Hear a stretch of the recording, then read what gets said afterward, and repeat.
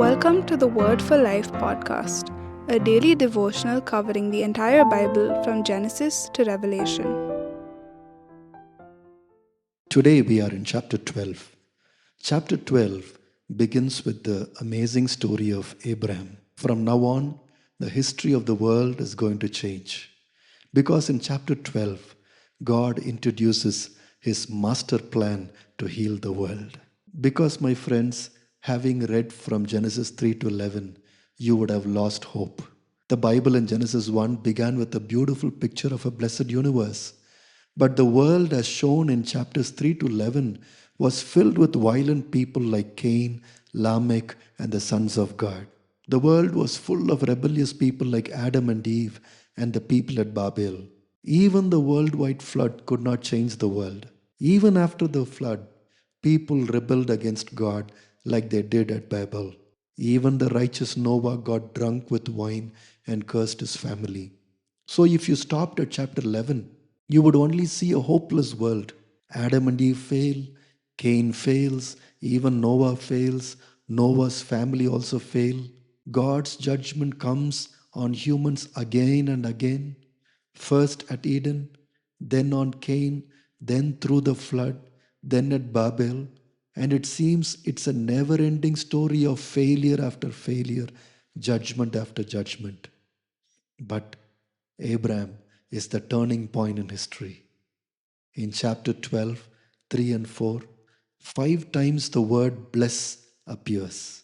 God says, Abraham will be blessed, will become a nation, will become a great name. But that is not all. All nations will be blessed through him. The entire earth will be blessed through him. So, even though we saw a lot of failures from Genesis 3 onwards, God still has a plan. The world we saw in Genesis 1 is not going to be destroyed. God has a plan for his creation, and he has started it with Abraham.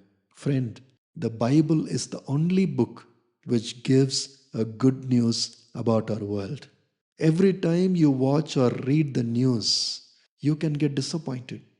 You may think, where is this world going to? Is there any hope that things will get better? My friend, the Bible says, yes, it will get better. But not because of humans, but because God will finally fulfill his plan that he started with Abraham. Now let us stop and learn something from Abraham today. You see, Abraham is the most special person in ancient history. When God planned to save the world, he selected Abraham. When God wanted to bless the earth, he chose Abraham. Why? What was so special about Abraham? The Bible tells us that Abraham believed everything God said and followed him blindly. When God asked Abraham to leave his family and go to a place he will show later, Abraham did. In verse 7, when God promised him that he will give the land of Canaan, he immediately built an altar for God. He trusted God. Notice at that time, Canaan was fully occupied by the Canaanites, but still Abraham trusted God's promise. Just compare Abraham with the people at Babel. At Babel, in chapter 11, people wanted to settle down and build a city. But Abraham, because God commanded him, left his well settled family and became a wanderer in the desert. The people at Babel wanted to reach heaven and take God's place. Abraham, he submitted like a servant to God and obeyed everything God told him. Even today, it is faithful, obedient people who further God's plan and purpose. Today, believers can serve God until God keeps them comfortable. But once God begins to tell them to do something that is not comfortable, they may take an exit from God. That is why the basic thing Jesus told his disciples was, follow me.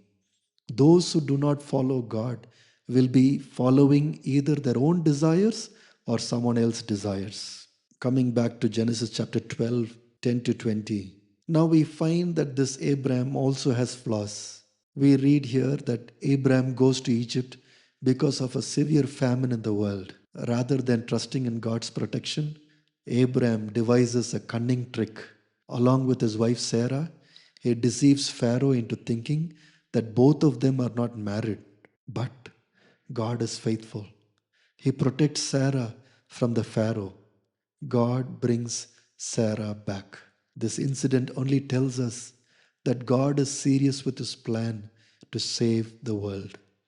In spite of Abraham's foolishness, God, who began his plan to save creation, will not give up until all people will be blessed through Abraham. If you read the rest of the story in the Old Testament, the family of Abraham also fail again and again. But God is serious with his plan. He finally brings Jesus in the family of Abraham, through whom all the earth is blessed. Thanks for listening. We'll see you tomorrow for the next episode of the Word for Life podcast.